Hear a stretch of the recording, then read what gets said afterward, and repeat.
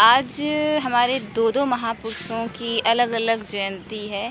स्वामी हरिहरानंद जी ने ये सब देखते हुए अपना नाम ही अछूतानंद रख लिया और साहू जी महाराज ही भारत में सबसे पहले 50% सरकारी नौकरियों में आरक्षण दिलवाया।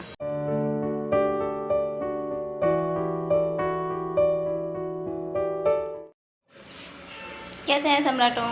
आशा होगा हम आ गए एक नए ब्लॉग के साथ और आज है 6 मई और दिखाते हैं कि आज क्या है। यहाँ पर प्रबुद्ध भारत कैलेंडर और आज है स्वामी अछूतानंद जी का जन्म दिवस और साथ ही आज साहू महाराज जी का परिनिर्वाण दिवस भी है। दोनों एक ही डेट को, बस सन अलग अलग हैं दोनों के। तो सम्राटों, बारिश होने के बाद जो है मौसम थोड़ा ठंडा सा हो गया है और काफ़ी अच्छा लग रहा है कि थोड़ा सा गर्मी से राहत हो गई है। और इस बार का तूफ़ान थोड़ा हल्का ही था, लगा नहीं कि बहुत ज़्यादा तेज़ था, बस हल्का ही था। और परी स्कूल जा चुकी है। परी आ गई?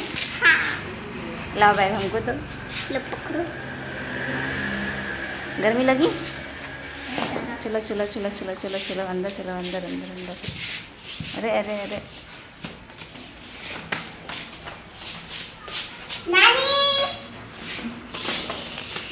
तो सम्राटों, हम आ गए छत पर और शाम के वक्त छत पर थोड़ा सा ठंडक रहती है, तो इस वजह से छत पे आ गए हैं।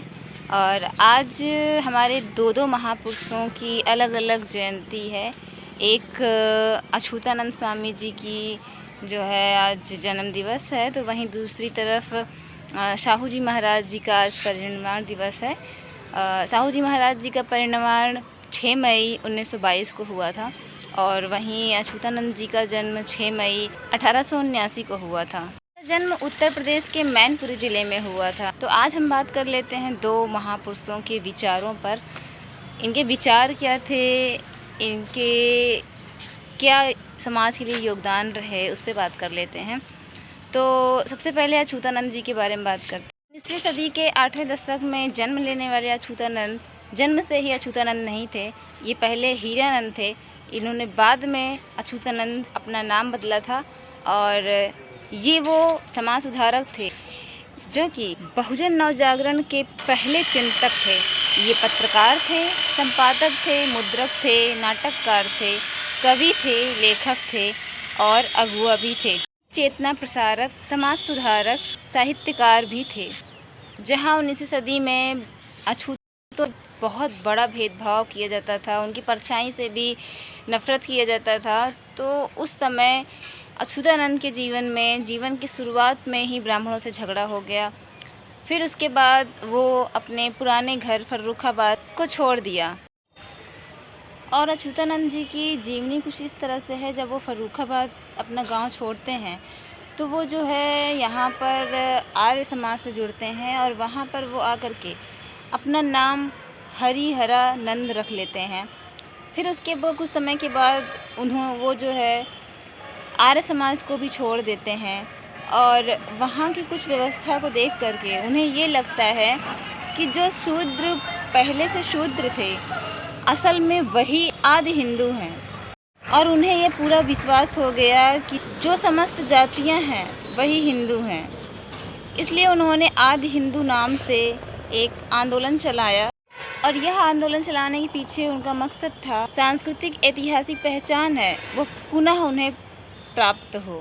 और वहीं 19वीं शताब्दी में ही, जैसे मैंने बताया कि लोग अछूतों की परछाई से भी भेदभाव करते थे, तो स्वामी हरिहरानंद जी ने ये सब देखते हुए अपना नाम ही अछूतानंद रख लिया। ऐसा शायद ही कोई कर सकता है, 19वीं शताब्दी की बात है ये। तो ये एक बहुत ही बड़ा कदम था कि जो लोग अछूत अछूत कहते हैं, आप अगर अपना नाम ही अछूत रख लें तो लोग क्या कहेंगे, कितना भेदभाव करेंगे। तो ऐसे थे वो। फिर इस तरह से वो अपने लेखन और अपने नाटक के जरिए, अपने कवि के रूप में लोगों को और आम जन को जो है संबोधित करते थे, उन्हें जागरूक करते थे और इस तरह से आगे बढ़ते बढ़ते जो है वो लोगों को प्रभावित करते चले गए। और अपने इसी बात को ही ज़्यादा प्रभावी ढंग से लागू हो सके, इसलिए ही उन्होंने अपना नाम हरिहरानंद से बदल करके अछूतानंद रखा था। तो ये अपने में एक बहुत बड़ी बात है। वहीं हम दूसरी तरफ बात कर लेते हैं। आज बहुत बड़े आरक्षण के जनक साहू जी महाराज जी का परिनिर्वाण है, तो उनके परिनिर्वाण पर उन्हें शत शत नमन।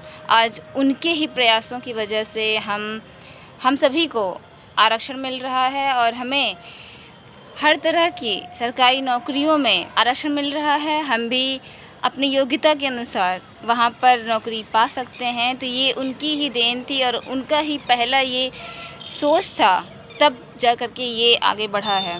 तो ये साहू जी महाराज ही थे जिन्होंने बाबा साहेब को मूक नायक पत्रिका के लिए धनराशि दी थी और बाबा साहेब के विदेश में पढ़ने के लिए भी जो स्कॉलरशिप होती थी वो भी उन्होंने ही दिलवाया था। और एक ऐसा वाक़या आता है कि जब बाबा साहेब लंदन में पढ़ाई कर रहे होते हैं तो उन्हें अर्जेंट पैसे की ज़रूरत रहती है, तो साहू जी महाराज ही देते हैं। बस वहाँ पर शर्त ये रहती है कि जब बाबा साहेब अपनी पढ़ाई पूरी करके आएंगे तो उन्हें 10 साल के लिए साहू जी महाराज के यहाँ सरकारी नौकरी पर सेवा देनी होगी, जो बाबा साहेब करते भी हैं, पर कुछ कारणों की वजह से बाद में वो छोड़ देते हैं। तो ऐसे थे हमारे साहू जी महाराज, जो एक समय के राजा थे और बाबा साहेब को वो इतना सपोर्ट करते थे। वो इसलिए क्योंकि बाबा साहेब से वो बहुत ज़्यादा प्रभावित होते थे, उनके पढ़ाई में लगन को देख कर के, उनके विश्वास को देख कर के। और जो बच्चा इतना मेहनती है, इतना लगन के साथ पढ़ रहा है, तो उन्होंने भी उसकी सहायता करने में कोई गलती का एहसास उन्होंने नहीं किया। उन्होंने उनकी सहायता की और जिसकी बदौलत बाबा साहेब विदेश में पढ़ पाए। और इस चीज़ के लिए हम सभी हमेशा हमेशा आभारी रहेंगे कि एक राजा जो है ऐसा होना चाहिए, जो साहू जी महाराज जैसा होना चाहिए। और साहू जी महाराज ही भारत में सबसे पहले 50% सरकारी नौकरियों में आरक्षण दिलवाया।